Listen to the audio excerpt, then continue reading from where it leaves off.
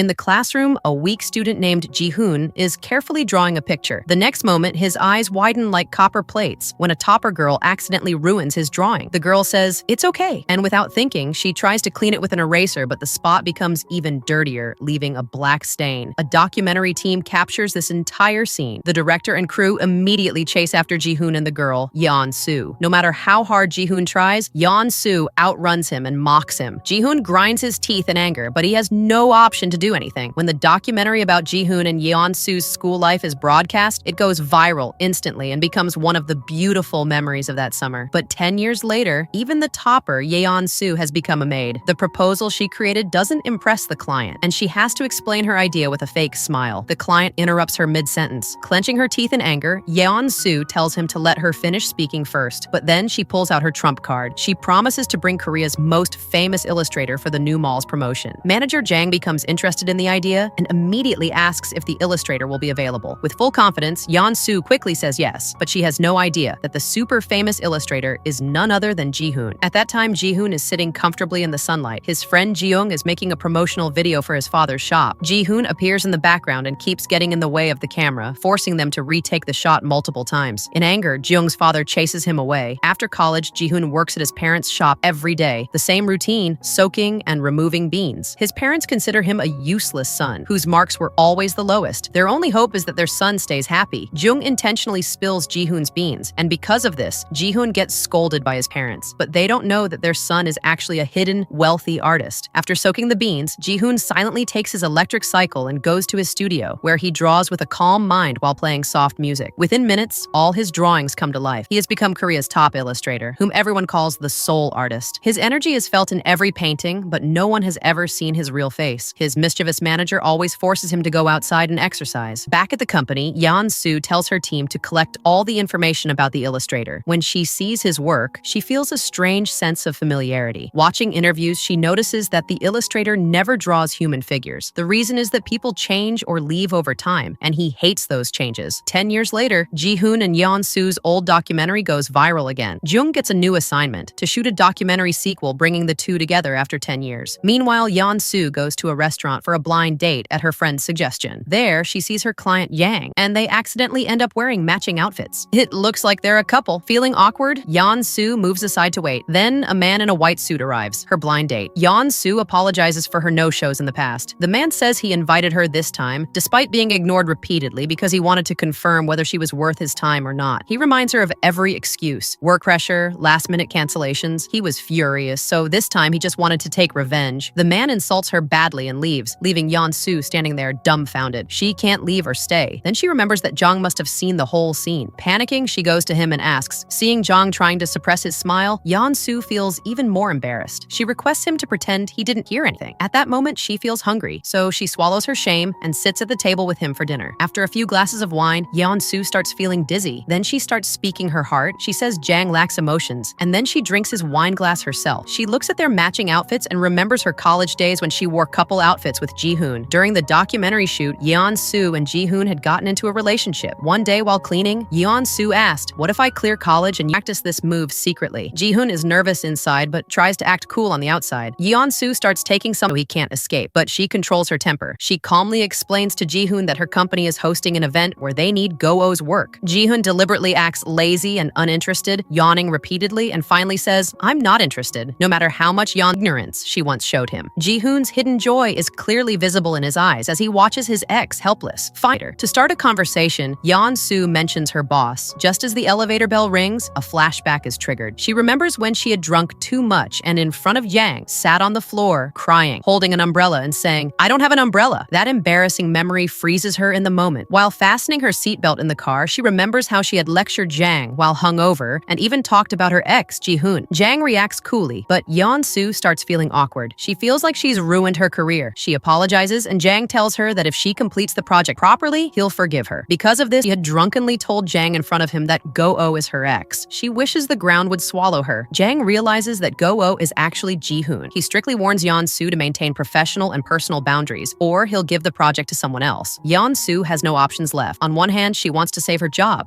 but gathers courage and steps inside. They talk, asks, "If you weren't interested in the project, why did you come?" Ji-hoon angrily says, "After 5 years we meet and it's just for work." Yeon-soo asks, "Then what will you do?" Ji-hoon suddenly softens. Then the elevator door opens, and he takes advantage of the moment to run away quickly. Ji-hoon runs out of the elevator as fast as he can, but as soon as he reaches near his house, Angelic and Jung Neungliang are already waiting for him. They notice that top idol NJ completely overwhelmed. He awkwardly explains that he had seen NJ's messages but couldn't reply because he was busy with work. NJ's visit is just to meet Ji-hoon, and once she meets him, she casually and coolly leaves. But her sudden arrival and departure leave Ji-hoon deeply confused. Meanwhile, a flashback reveals what it's like to have a selfish and perfectionist girlfriend, Yeon-soo. When classmates ask for notes before an exam, saying the paper will have the same questions only Yeon-soo solved, she tears that page from her notebook into tiny pieces in front of everyone. Ji-hoon, who was her boyfriend at the time, had grown thinking. The first time Ji-hoon drank with Yeon-soo, he assumed he'd have a higher alcohol tolerance, but Yeon-soo starts a drinking competition just to prove herself. She competed in everything, and her obsession with being first was the reason behind all her actions. In school, if seniors showed off, her stubbornness was so strong that if she liked curly hair, Ji-hoon had to get the same haircut no matter what, even if the salon stylist said his hair wasn't suitable for it. Once, Ji-hoon thought of going to see cherry blossoms, but Yeon-soo insisted he work part-time at the library. She found romantic things useless. Even if they had a lunch date planned,